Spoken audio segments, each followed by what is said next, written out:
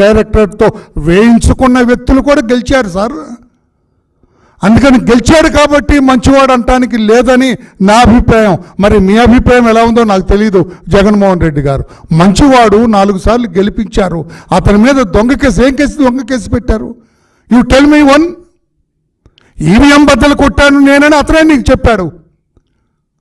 He made an extra judicial confession.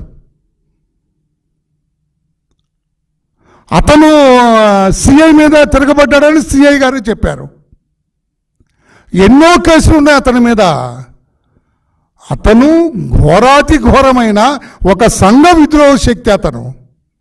అటువంటి పిన్నెల్లి రామకృష్ణారెడ్డి ఒక నరహంతకుడు లాంటి వాడు. అతను ఒక భయానకమైన సంఘ విద్రోహ శక్తి. అతన్ని మంచివాడు, బాలుడు, నాకు అత్యంత అయ్యుండొచ్చు. ఇటువంటి వ్యక్తులంతా మీకు సన్నిహితులు అయ్యుండొచ్చు. సన్నిహితులు కాదు.